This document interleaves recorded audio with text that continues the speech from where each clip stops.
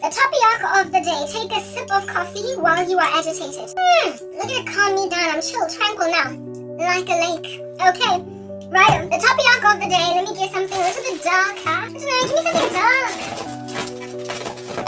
But not like the abyss. Just dark enough. The topic of the day is destiny curse schmestiny merce. Your relief is your judgment. Y'all be out here cursing my destiny, trying to block me from reaching people when the destiny you're cursing, I'm unlikely even going to walk in it because I'm going home with the Father, with the Son, with the saints, and we're going to be judging y'all gangster behinds during a season called the Great Tribulation. But in the run-up to look at you, try to block my marriage, try to block my boo, try to block my ABC, try to block my Q. And I'm like, y'all zinja dogs. Destiny curse, schmestiny merce. Your relief is your judgment. You being relieved that, you stood in front of me and my handsome prince of a husband. And look at me turn 40 still unmarried. Your relief that, look at me, get no job, no matter how hard I try. So you're relieved? You're out here like grabbing some kind of fan. Like this is a fan. I kid you not. This is a fan. I don't even know. If y'all say that, you be grabbing this here monstrosity. Or some, I'm so relieved. Feelings upon my relief. Adore it. I'm breathing. Because Karabo did not get her YouTube channel monetized. Nobody listened to her. Nobody hearkened. I didn't get the instruction to stop doing a gangster thing. She is nowhere to be found. I'm so relieved because she's so convicting in her content that somebody might actually change their mind. And when they don't change their mind because they're that stubborn. Oh my. Look at me turn on a fan to high speed. Look at me turn on a fan to maximum speed. Look at me give myself air in the middle of my air of arrogance. As in, your relief is your judgment. Being like, whoo, and removing sweat of your gangster foreheads is your judgment. I need to pee. Do you understand? Destiny curse, schmestiny curse, lo, blow. Alright, I'm swaying like I'm doing the twist because I need to go and pee. Alrighty, so that's the topic of the day. We're going to discuss that in Hlongwane. And then please kindly gauge, I'm putting some caveats out there. At my application makeup, it falls on and off, I get it. But please don't accuse me of shape-shifting or whatever. I was actually watching a video on YouTube where this guy was like, hey, eerie things are happening on the earth, you guys. Eerie things are happening on the earth. There is, people are just like shape-shifting on their cameras. And I was looking at this content creator chick. She was doing a video. She really flashy, beautiful. But then when she turned around to look at something else while she was recording her video, there was then this like face that just stayed on the front of her camera and then caught up to her face. When I looked at that face, I was like, that's what happens when a person puts on a face beat using an app. Sometimes your face moves from the side and the full face stays here and then only catches up to you. No, honey, it's not shape-shifting, it's an application, it's artificial intelligence. That's not a real shapeshifter. That's just a woman that actually decided to record a video, put makeup on her face, and then when she turned around to look to the back, the face stayed there, while her face looked to the back. Is not a demon. Okay, yeah, learn how to identify if something is artificial intelligence, or if it is just somebody literally morphing into a strange thing. Yeah, Mara, he's not wrong though. There are people doing strange things out here in these streets, shape-shifting, reptilians, weird little anomalous, like, occult nonsense, Mara. Before you accuse someone of doing occult nonsense, just try and confirm if at all it's not an app. So I'm just putting it out there that I'm not a shapeshifter. If at all my eyebrows are here, my lips are here, when I gesture too much or a lot, because y'all know I can gesture quite a bit, it's an application, okay? It's YouCam makeup. I put makeup on my face using an app, and so therefore, accusing me of being in Nephilim or whatever. I know I'm tall, but it's not that deep. Anyway, cool beans and bananas. And then next thing, kindly gaze at my captions wherever they might be. They might even be bouncing around on the computer because what? I found a way to do cute captions.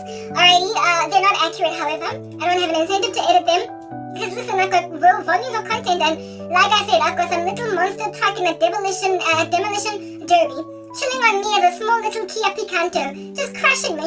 Hey, making sure my content goes nowhere. So with that level of attrition on my uneasy chest causing me to cough out blood, I'm not going to edit my captions, so they're going to be inaccurate every so often, but largely they're accurate. So if you are deaf, you'll still understand what I'm saying, but I'm not going to edit them because I don't have an incentive to. If at all life was given me and the future was awarded me and all things nice and special and tender were given me, I would edit it, but I don't have the incentive. So please don't look at me as a grammatically a disastrous human individual that has no regard for her craft. Like, have you no respect for your own work, man? Come on. Yeah, don't look at me like that. I don't have an incentive. Watch out should the Lord at all tarry longer and I get a YouTube channel because people are to be repenting. That's what's good. Watch out for accurate captions. But before then, no. They're going to stay whatever they are. Okay? And then kindly gaze at the scripture of the day. It's literally coming out of a lottery depending on the topic of the day, whatever it might be. It's aligned. And it's either bouncing or swinging or doing something cute out there in the streets.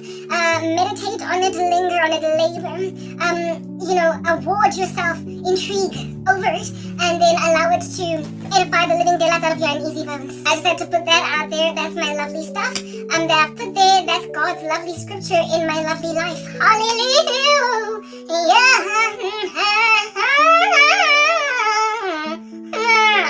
Alrighty. Cool beans and banana peels. What else do I usually put out there as a caveat? Thunder strikes my room. Thunder. It's just like lightning bolts. Just got peels of thunder. It's all over my grill. Yeah, that's just another caveat. My life sucks, but guess what? I've got peace that transcends all understanding. So maru shmaru as well. Okay, maru means clouds, y'all. Like we are about to be caught up in the marus. Okay, cool beans and banana peels. Is there anything here that we're awarding you with today before we go and use the lavatory? Speak to me! Answer me! I don't think so, so we're gonna use the lavatory. Peace out. What's up? I've returned. What's up? I've returned. And I am relieved. I don't know about you. Are you relieved? Do you have eternal life? Do you know the King of Kings? Is your hair messed up like mine? But despite it, you're redeemed. And so therefore it don't matter that you got a bad hair day. Is that your life? If not, I'm so sorry! I'm so sorry! Because what else can we say to all of y'all that don't want Jesus other than I'm so sorry? I'm so sorry. I'm sorry. Girl, I am so sorry. Okay. Anyhow. As you guys, I've changed my schedule because that's just what we like to do in these streets. So whatever. But getting into this conversation, I guess where shall we begin? Where shall we commence? Do you like the new camera angle? I'm using another tripod setup thing over there to give you more of a landscapey, broader, juicier view. It's giving hello! Yeah, if you don't like it, listen. You don't got to like nothing. Okay, listen, nothing. Okay, cool. Beans and bananas, guys. Times are dark. Things are intense. They're deep, and everybody is just like electrically malevolent. And so obviously we're going home. I've been so horrifically attacked. Horrific. It's horrible. Attacked because of my insistence upon latching onto Jesus and the greed, the rapacity, the persistence by men and women alike to marry me off to one of them. I don't know why people are so possessive of me. I don't know why people feel like kwamele ba control impilo yami. I don't know why. What is it about Cran K, the corrupts over here? Me not just gawking at you till it's on I don't know what it is about what I'm doing or who I am that has made people so megalomaniacal where I'm concerned and determined to wade me off to the occult. There is just an obsequiousness to the adoration of this kingdom that is confusing to me. It is utterly and comprehensively confusing as to what is going on, but whatever. We glide right by it like we're ice skaters or whatever in the streets. I suppose the Lord is the one that did that, because God has a thing about hiding people when he has called them for a gargantuan mission. So we're going to get into that in a minute and a second. Alright? Guys, I've dated in my life. I think that's evident. I've had boyfriends and everything. Y'all have listened to my stories. The people who listen to me are largely just kind of dastardly, so they know the history. And then I came to Christ and all stuff simmered down because I became more sober. Type establishment thing. But never in my life have I met in my country or anywhere else for that matter. I've never been outside of South Africa. But never in my life have I ever been met with this level of coercion, this level of force from men and women insisting that my life be a certain way. I have dated. I have had annoying guys that can ask you out, and even though you say no, they just keep following you around like pesky. That don't want to drop the ball, let it go. But eventually, at some point, because it's not going to give. Or when they're rebuked, there was this one guy when I was in high school, maybe grade 9, that used to work at some fish and chip shop, little restaurant that was not far from where it is that I got off the taxis in Alberton, where I used to stay to go home, to walk home. And because of my route home from the taxis, this guy would see me as he's waiting tables at this fish and chip joint and follow me. And one day, no, I could go back like 2 days, 3, a month, 2 months, like he just kept following me whenever he did see me. It got to a point where I would either cross my fingers and hope that I get kongamhlanje, because there were days when he would not follow me because naseyo, right? Or sometimes, listen, you would know when you're a student, a high school student that commutes using public transportation, what you do to basically shorten your route as much as possible. The sun is out just scorching you with great heat. You are hungry like a lion, wanting to just get home real fast. So you will literally sometimes even endanger yourself by taking little food bites, little double-ups. Do you understand? Like get home real fast because your mom did go and buy a house in a place where it is that from where you get off from the bus station or from the taxi drop-off, it's just like too long. It's too much of a walk. It's a tragic. You've been through school all day. Do you understand? So you always try to take the double up or the shortcut. So therefore, the shortest route possible to get home from where you get off from the taxi, that is the one that you're taking, brah. Because why would you want to go and make like a person dragging up a mountain? Ingati, you are on safari, not a safari, like on a hike. Like why? Why would you want to go get into an involuntary hike? You don't do that, right? Yeah. Well, this guy was just so pesky, all up in my grill, all up in my hair, unprepared to even wash out like he's some lice and some ticks. Okay? Yeah. He was so pesky that I would take... Listen, I live in Alberton. If you've lived in Alberton, you would know it's very mountainous. You would know it's very rocky. It's high up, it's elevated, right? If you can avoid taking uphill, you will avoid it. Do you understand? If you can, in your journey home, have more downhills than uphills, you're running with it. And I chose the most optimal route that has the most downhills, the shortest route home, the most trees, so as to shade myself from the sun. Yeah, the one that's just the most practical, the most pragmatic. Yeah, okay. I would sometimes get off just a little bit down the road from where it is that I usually get off after about the driver and take a route that was up to Mount Sinai. Do you understand? As Moses. Hiking. Means I'm clear. Give me a harness. Somebody put a harness around my body lest there should be an accident. Yeah, give me a pick. Go up a mountain. Yeah, proper. Hiking. No trees. That route was so chisco that in that particular patch of road, it was just so bushy and so jungly that there weren't even street lights yet erected in that area because it was just kind of yet to be gotten to by development. I had to take a route and my street lights and chisco and zishasha for shade. Do you understand what I'm saying? And it was crazy uphill. And for a minute, I would sometimes use that route just to avoid that guy. The way it got to a point where it was just so crazy serious that and I couldn't deal anymore. Like this guy was telling me and I would say to him, leave me alone. Leave me alone. And he would still keep on following me. And I would then also get scared that one day he's going to follow me all the way to where I stay, know where I live, and so start harassing me. I will and feel like a weekend day, or I guess I am in Jefela there.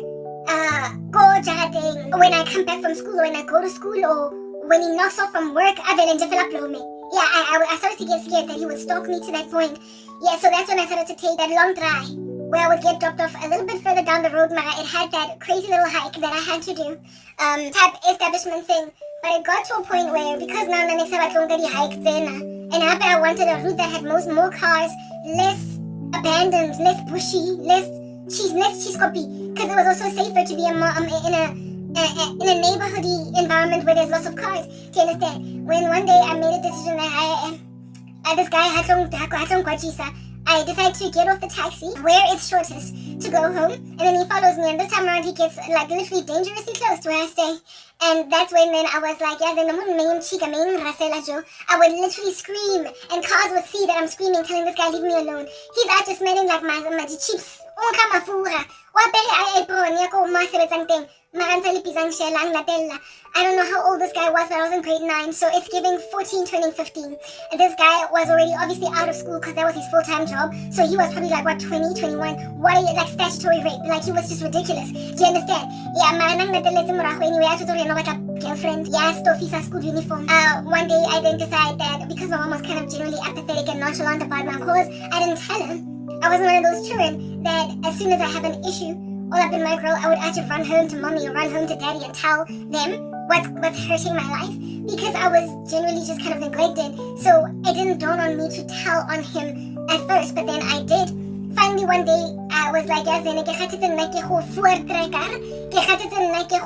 Mount Everest. I am sick and tired as well of yelling at a guy in the street that won't leave me alone. So I tell my mom, and lo and behold, when I told my mom it was a Friday, right, lo and behold, the next day on Saturday, because she was not going to work, shame. Before Eastgate, we used to go to Eastgate on Saturdays to just shop or whatever, or loiter the mall, whatever. Yeah, she used to like going to malls on weekends, and she would take me with. She made a stop, go restaurant in Everton, guys. Wafika gula restaurant, apaka kolo ya and was like, while I was sitting inside the car, she was like, just point to him, you don't even have to get out, it's that one. It's that one. Thankfully, he wasn't off on the Saturday. I was like, get that guy. My mom and went to that guy and gave him so much grief in front of the whole restaurant. People watching. Do you understand? People that are eating there, watching. And she was like, yay, you better leave my daughter alone, she's a child. She's only 15 and you are harassing the living daylights out of her, and what's worse is that you keep on following her almost all the way home, and she keeps telling you leave her alone. If you don't leave my child alone, next time I'm coming here with the police. He was told where to get off Achikwa in front of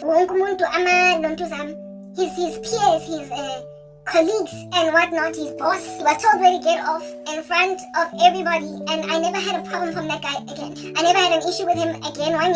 He would see me coming off the taxi, right? Because mama threatened like I'm a bonus and happy who looks happy like that, go restauranting when I said it's a thing. This little idiot, yes, it took him a minute and me saying no, over and over again. I achieved no end, but once a source of authority walked up and was like, Pumagulo muntu, drama this child, alright? Like papa, like do a better thing.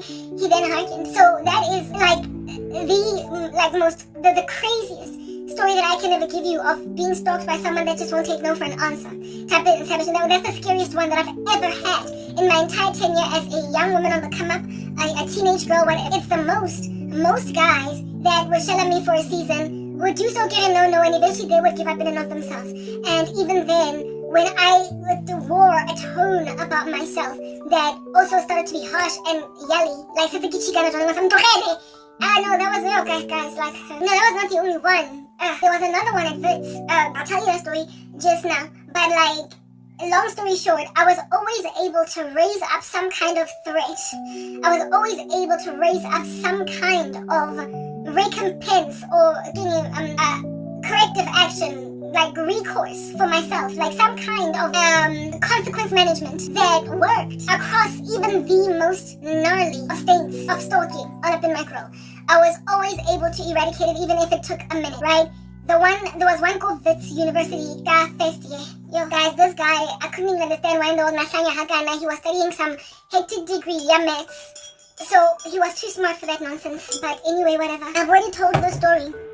Every time I would leave campus, the first time you saw me, I was walking from West Campus through like the matrix to go out of that entrance area. If you've been on campus, go visit University, go citing Liberty Life, so that I could start to walk down to what you might call this,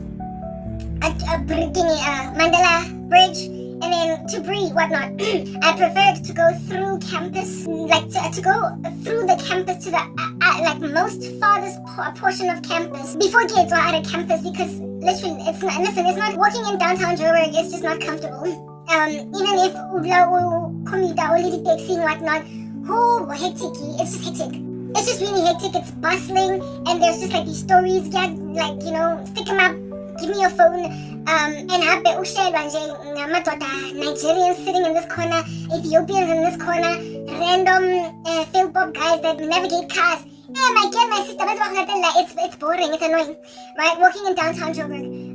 It's largely safe, even though it can be unsafe. There are just these hassles. So I liked to walk inside campus for as much as I possibly could before I got out, and so therefore limit the amount of interaction with the outside world as I possibly could. So I would walk all the way from that side, and instead of using the exit that is by, I forgot what that exit is, but it pretty much goes to the other side of town, like Rao, West Park and whatnot. Instead of using that, or even instead of using Senate House, that exit, right? I would choose to use the 1A at Braamfontein that is opposite Liberty Life, because it was the shortest route and the straightest one to breathe, and the one with the least hassle and bustle and fuss and mess.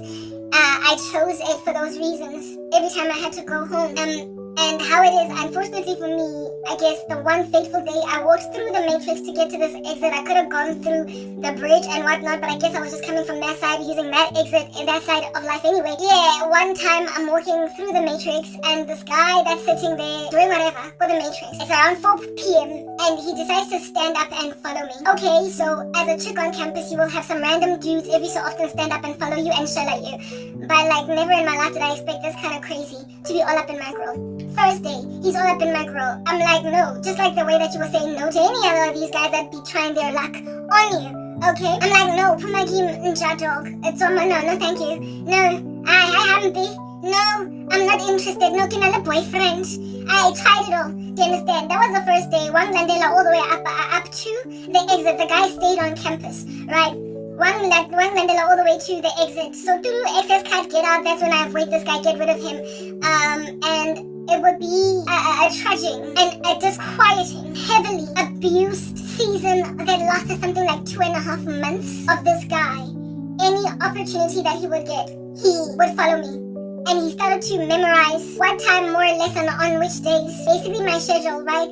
I am basically around at the same time as he's done with lectures and with tutorials and whatnot, when he would find me. So at Wits, we did not so much have, we didn't so much as have, on Monday we have got this lecture in the morning, and then in the afternoon, this lecture, this, that, and the other. It went on days, like day 1, you are at this, day 2, day 3, day 4, and then day 5, you have this and that, the other. And in total, I believe there were like 7 days, so therefore you could have a particular schedule of operating on a Wednesday that is exactly the same as last week Tuesday, because, you know, we're not at school on weekends type setup thing. So he was able to, based on the day system, my goodness, this idiot, know that on particular days, if it's like school in total around 4 p.m. As opposed to earlier or later. And that was the time when he also was not in a tut, he also was not in a lecture. It got to a point where he calculated like that, where he was like, on this Thursday and on this Tuesday, or on day 1 and on day 3, this chick is available. And so what did he do, right? So remember the first day, like I was walking to the matrix, I'm not go the matrix, from the matrix and all the way up until the exit. This time around, because but for some strange reason he thought that he could get me. He then started hanging out. Listen to this, you guys. Like, wait again. As he's stalking, guys. Batong, nakupa. Man, the first thing man na basanyang man basarianing. Wait again. Kupali tokomeling basadi mara. I guess there's not enough tokomelaring that you can ever do for yourself. You could be innocuous, innocent, getting off a bus, like just doing a regular day, and they will still find you. So, no maunga, matlabino, random strange alleys. You don't necessarily put yourself in a nasty environment. They'll still find you because you just go out there at all. Okay. Anyway, whatever. So this dude started hanging out. Like I said, if you knew the whole look and feel of this university, you would know what I'm talking about. Okay, this guy started to sit around you on a 4 p.m. 3:30 to 4. Avela basket, like a bird perch, like he literally staked out the Great Hall. Like go Great Hall, you go for its only these steps, these stepisi. Do you understand? He sat by those steps. He perched himself by those steps or stood by the pillars. I should have made like Samson and just brought them down, killing more Philistines in my death than I did when I was alive. But I'd also be gone. Anyway, he was disgusting, like schotela on the floor, after causing bilharzia.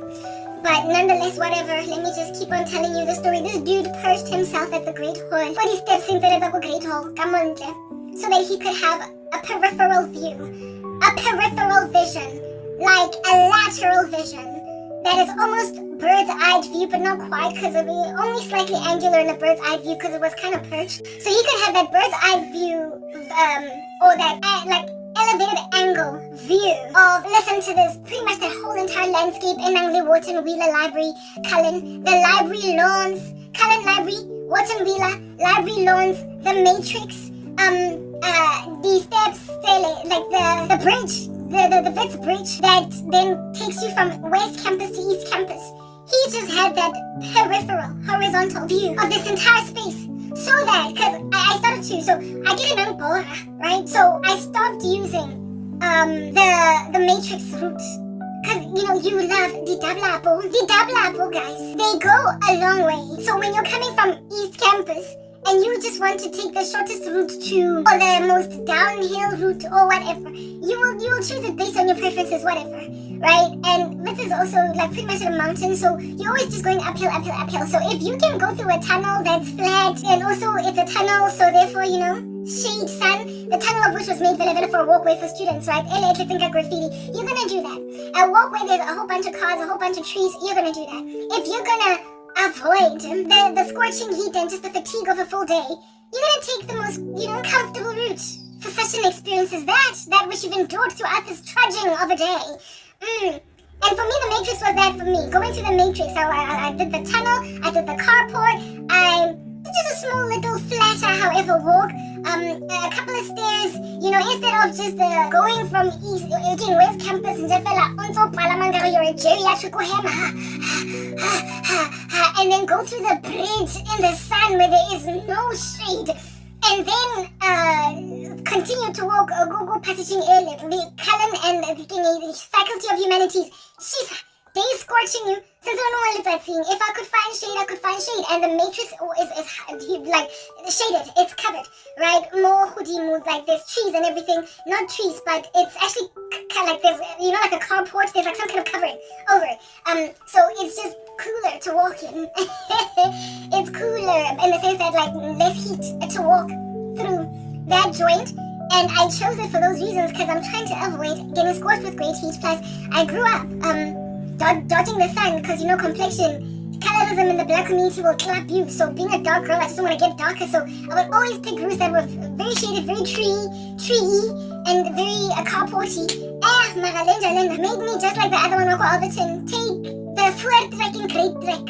He made me take that trudging, treeless, shadeless, uphill, like hikey route. And upon discovering that I was avoiding him actively, I stopped using the Matrix. He then decided around that time, every week when he was available, because of him being off classes too, he then made a decision that he's going to stake out the Great Hall. He made a decision that he's going to stake out, that whole entire section from the Great Hall, so that if he sees me in J, scanning left and right, he will then basically hop up from where he's at and follow me.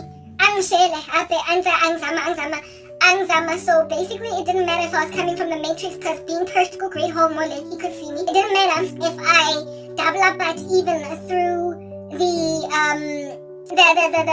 basketball exam hall, basketball court / they use it as well for exams.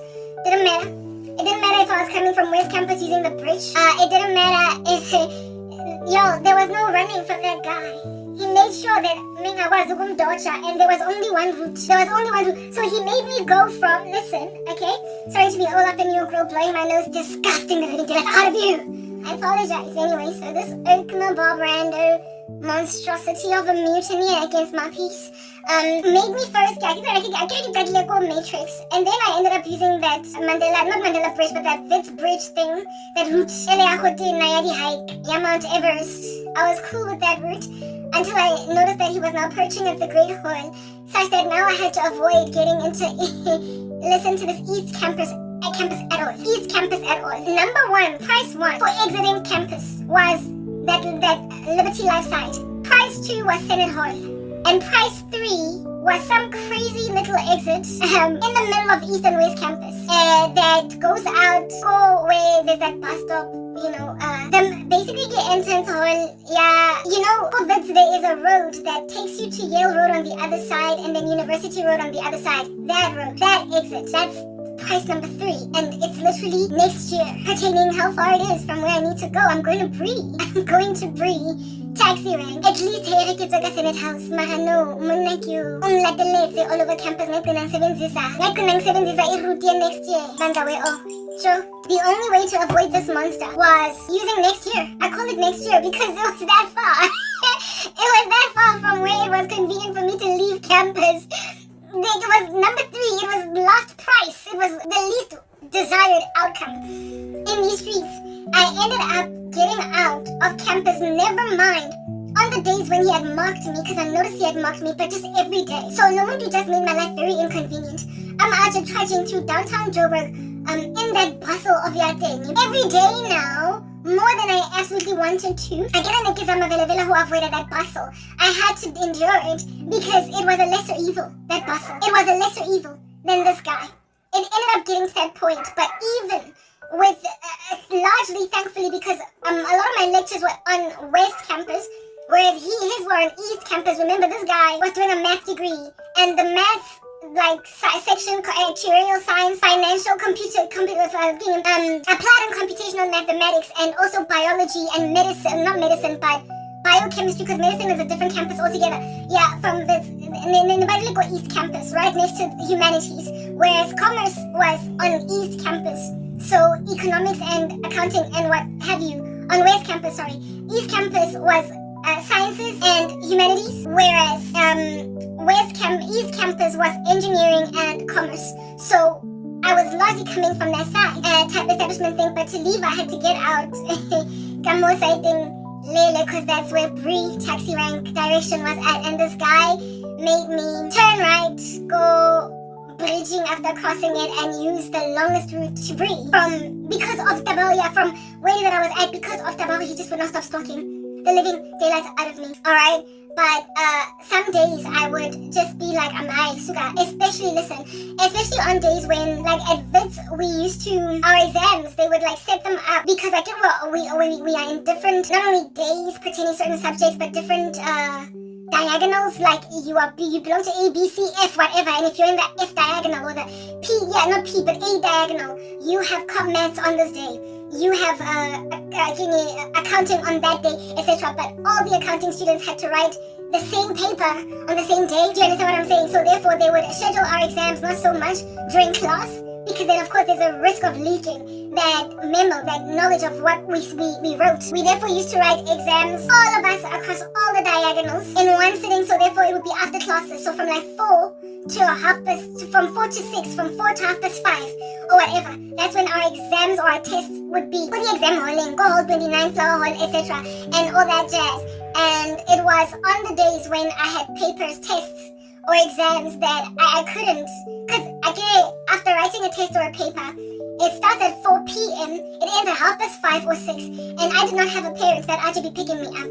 You still have to run to Bree to catch taxis. You are going to be in taxis with people that so it's not like you're going to miss taxis or whatever. But it's better not to be walking in downtown Joburg when the sun is setting. It's just ideal. Do you understand what I'm saying? Yeah, because there's like stories, Mandela Bridge, very violent, people taking phones, other women actually getting castigated for wearing short skirts. It was just like a crazy place.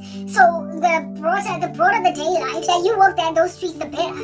The sooner you get yourself in your Gasi, your neighborhood, from the central Johannesburg, the better. So walking to Bree to get taxis to come home to my hood, Busiu or was not ideal. But there were days when I would have to do that because of papers, tests, exams. And on days, I this guy stayed on campus, so I take it for granted. He doesn't commute. He was from Limpopo or something, was from another province. So Megashala on campus, one of these like reses, go campus. Also targeted me based on exams, even though I guess nothing about my exam schedule, what it looked like. But bottom line is every so often, because I knew when you live on campus, every so often at like 5:30, or 6:30, going even on 7 p.m., you're just chilling. Got the seating area, the pause area, the matrix. You're just sitting. Because you live on campus, it's where you stay, so you can just loiter and litter your body around the campus as you desire. But a lot of us at that stage, because we're trying to take taxis, we're leaving because we don't live on campus. This guy lived on campus, and that was the bane of my existence, because he could afford to just be at places that I'm just like, oh my goodness, no, okay, yo, and it's one of my dark, and y'all know campuses are just hotbeds for rape and conspicuous corners. You be asking yourself, how in the world did this girl get raped on campus in this particular place? Because somehow they managed to like take you in a bush, have a field day with you. But she, sad and disquieted after what has happened to you. And when then the story gets told as to where this girl was raped, you're like, how are you gonna rape a girl behind the Wharton Wheeler Library? How did no one hear her screams? So somehow they managed to, like, the acoustics of campus are such that after a certain time, just don't be found walking these streets alone. Do you understand? Especially as a woman, as a girl. So a person, it's around the corners of the university, especially when you live on campus, you will know some corners. Do you understand? Can't just grab you and be like, listen, I'm having you anyway. And nobody hear you. And there'll be this story in the grapevine spreading across campus on some there was this chick that was raped in this particular portion of the varsity. And you look at this place during the day and you're like, but how was she not seen? Well, if it's like 6:30 or 7 at night, you might literally just have a person for 10 minutes just finish a job and nobody be coming for you because most people are already dispersed to where it is that they need to go. They're already in their dorms or they are at home, outside of campus or whatever. That's how these streets were giving. Alright, so after exams, that's when I was especially nervous where this guy's concerned, because I would get out of those exams at 5:30 or whatever. And because it was 5:30 or even 6, and in winter it starts to get dark even around that time, right? I was like, hey, I'm not going to walk through Johannesburg. I'm not going to walk through bustling Joburg. I'm going to go through campus.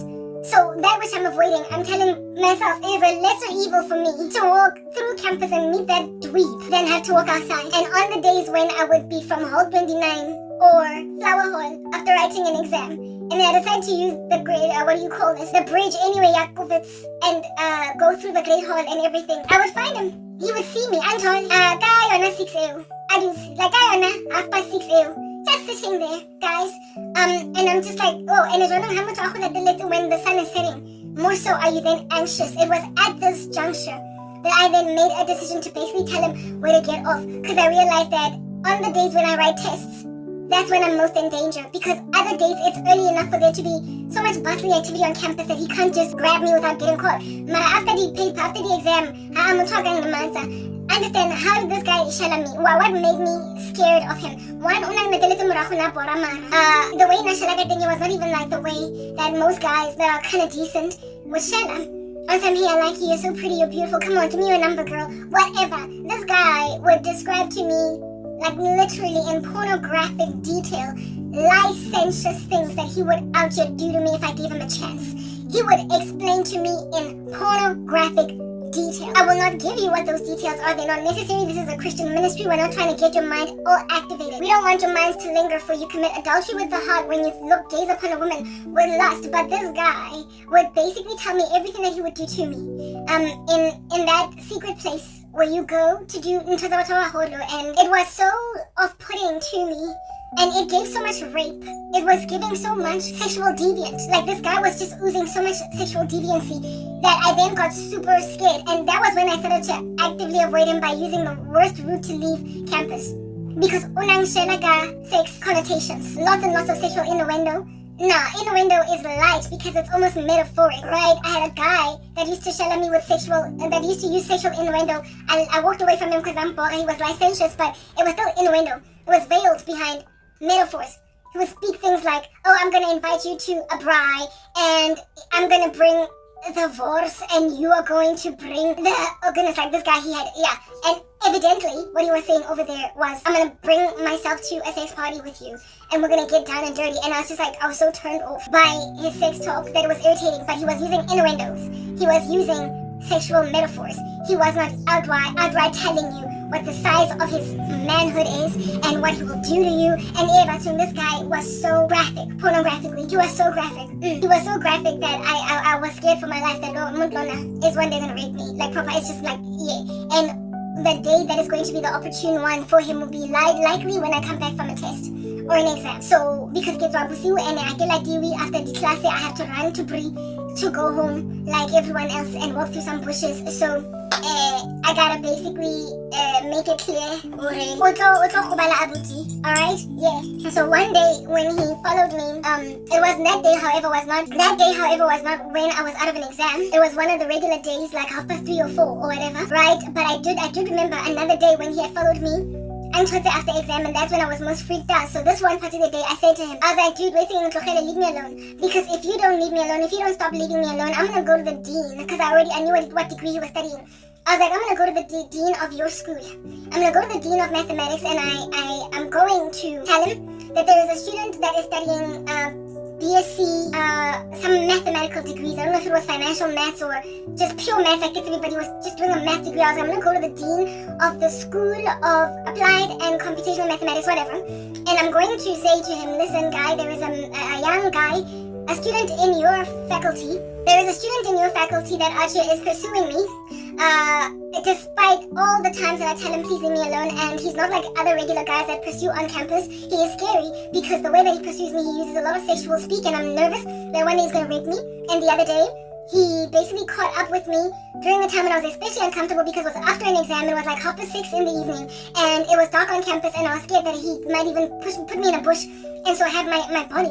So knowing that there are every so often, uncomfortable reports on campus of rapes of girls, sexual harassments of girls in conspicuous spaces that then put the university to shame, and it's like a whole big taboo.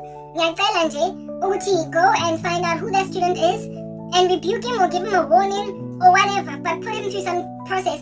I threatened essentially to report him to the dean of his school, and it was that which made him stop. He stopped perching himself like a little birdie or a trained assassin on a roof or whatever, trying to find his target, bullseye it, and murder. He stopped perching. He stopped waiting for me. He stopped basically staking out campus with a bird's eye view for me because he threatened with reporting him to the dean, and so therefore threatening him in so reporting him to the dean with loss of his standing in the university. Not so much degree, he can go and study it somewhere else, but he could get expelled, he could get excluded, like something for criminal activity, just whatever. And that was enough. Seeing as I guess the guy was careful for his future, he left me alone. That was the last time I ever saw of him. I was in Wits the first time around, first and second year. And then I had to drop out after second year because my mom stopped paying fees. And then take myself back again part-time. So in first year this happened, and the rest of first year he stopped harassing me, and I never heard from him. I didn't even see him again in second year. Type establishment thing. Do you understand what I'm saying? Yeah, so what I'm trying to explain, Kari Dorit's in a day 2, where there's the guy from the restaurant when I was 15, and then this dude when I was first year varsity at Wits, is that even with some of the most scary, heinous stalkers of my person, bang patlang as a girlfriend, what vantage point they're coming from, trying to basically show that they can make for a decent boyfriend for me, or whatever.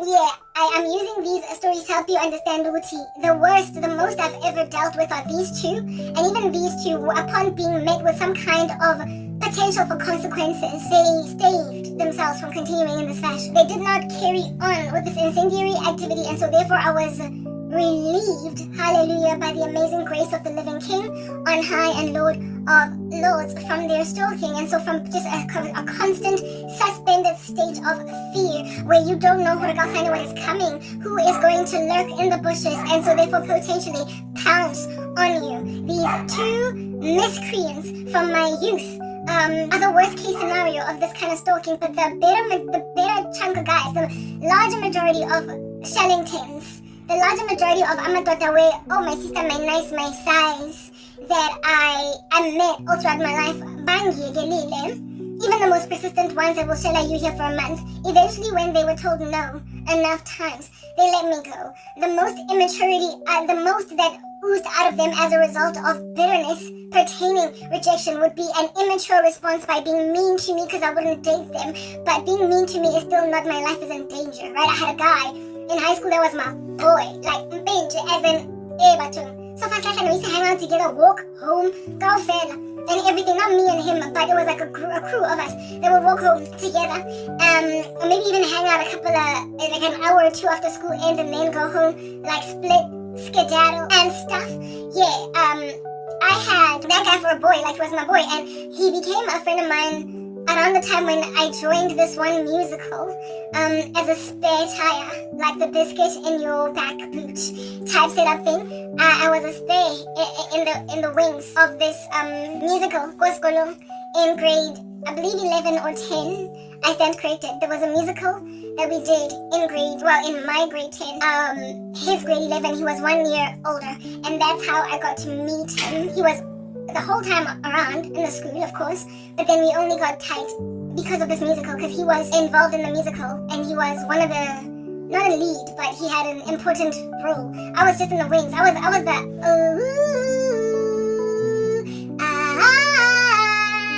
you know, the people on the side, like the choir on the side that just do the oohs and the ahs. That's what I was. Me and my girls, we decided that we're going to join a musical and be relevant and meaningful in school instead of just letting extracurricular activities just fly right by our noses.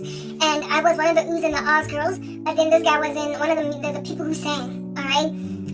Yeah. Anyway, this musical, I work hard. It was some old school Sofa Town musical. Every day to make my beer umkombote. Type establishment thing. Sakukuga satipega nansi pata pata. Ay mama nansi pata. Ay mama.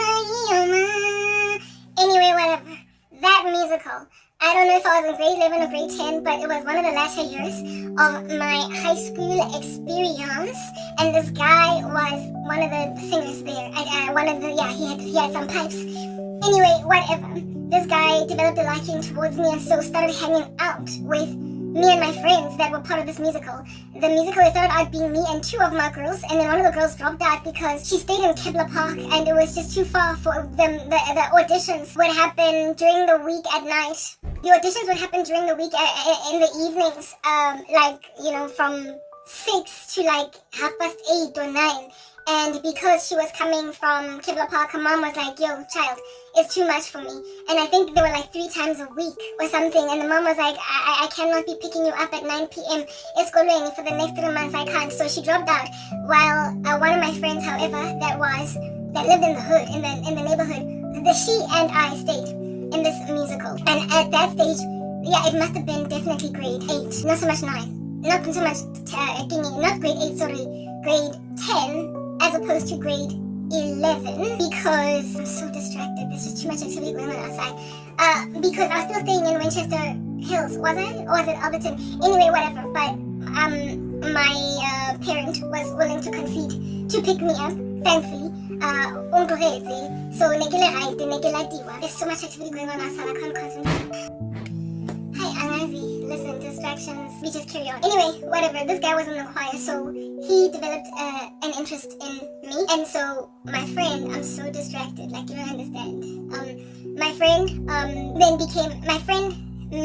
I became friends with him and one of these other boys until we hung out a lot together, especially after school. And because they lived in the neighborhood, sometimes we would walk home, etc., or just stay an hour or 2 after school, and then only scatter and go our own separate ways. That's how it was with this guy, and he was really good people's. From the very beginning, he was hollering at me. He came in, the whole I like you, Oshala thing, and I would be like, hey man, no, I don't want to be with you, I don't want to date you, and he appeared cool. In the I'm so distracted, it's literally ridiculous. I don't know what's going on. I will be distracted until tomorrow and Timbuktu. 2 hours, 3 hours. I still have to talk. That's just the issue. My schedule has changed. It's come down into the daytime now. So there's just a whole bunch of distracting activity going on outside. I have to talk through it. I can't, it's going to be uncomfortable. I'm not going to be as free and as leisurely, but nonetheless we carry on. This guy, in the musical, initially Nanukuli, he was alright. He was good people's man and within Double, he appeared to not care that I was saying no to him, but that's only because he thought that eventually I would say yes. Eventually I would capitulate to whatever it is that he's actually asking. So he stayed nice, he stayed good people's. We carried on hanging out and whatnot. He became friends we were tied with my girl and the 2 of us and him and one of these other boys. Never blow, man, just good, hanging out, nothing, no jollaring, just hanging. Yeah. went from that to eventually when it became clear, especially when the musical came to an end, right? The musical did eventually end. When it became clear that I would never say yes, well, he shut down. He shut down like a factory machine during load shedding. He just shut down on me and literally started greeting only my friend Arafeta. Like, yeah, the girl that I was in the musical with, that also lived in my hood. Hi Lerato, let's say my friend's name is Lerato. Hi Lerato, and just walked past me after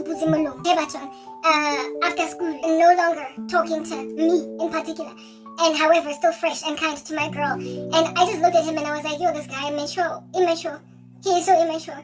I don't know immature as well. What a child. But pretty much until his matric, or if it is a matric, I'll pass a shade like that. Greeting my girl, but not me. Even my friend was like, yo, this guy, he's so immature. He keeps greeting me. Indeed, through his interest in you. However, but however, greeting only me. Even my girl came to a conclusion but that is pretty much the most that I endured pertaining some inja, some little idiot that because of the fact that you don't want to be with him, he then passes you shade, right? So my experiences with crazy guys have been, I'm trying to help you understand that there was a certain caliber of stalkery, like just incendiary crazy guy that Otsosa now. Watsosa anyway, he will cause you restlessness and sleepless nights and desires even to bring legal action into the dorm room if he doesn't stop. But like, I have never